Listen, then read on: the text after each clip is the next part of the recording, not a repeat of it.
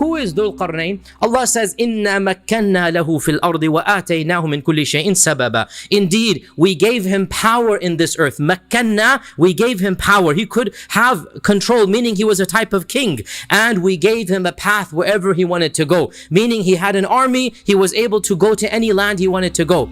Some scholars have said that Dhul Qarnayn was a prophet. But when you look at the story and you look at this ayah, it doesn't look like it, because when Allah describes Khadir, Allah subhanahu wa ta'ala says, we gave him a knowledge from us. That is prophethood. When Allah describes Dhul Qarnayn, He says we gave him power.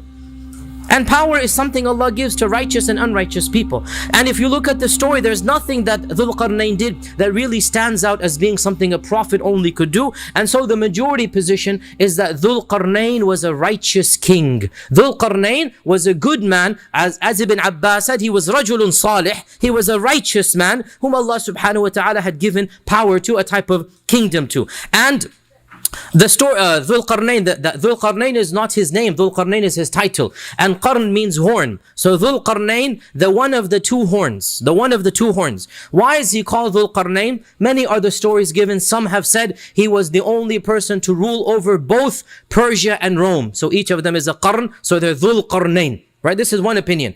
So he's a mighty king that maybe sometime he controlled both of these lands.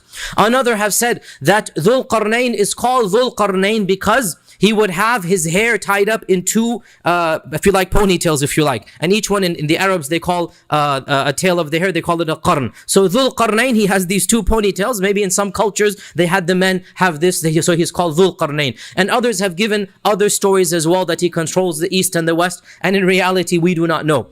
Also, there is this Islamic legend that is very popular that Dhul Qarnayn is somehow Alexander the Great.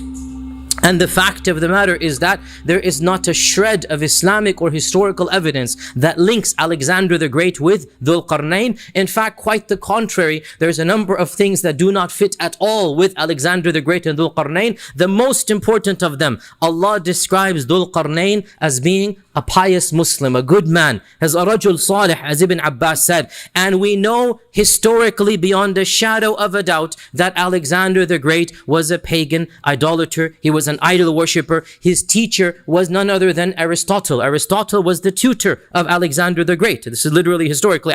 Alexander the Great was tutored by Aristotle. And these people were not believers in Allah subhanahu wa ta'ala. They believed in a pagan religion. So Alexander the Great has nothing to do with the story of Dhul Qarnayn.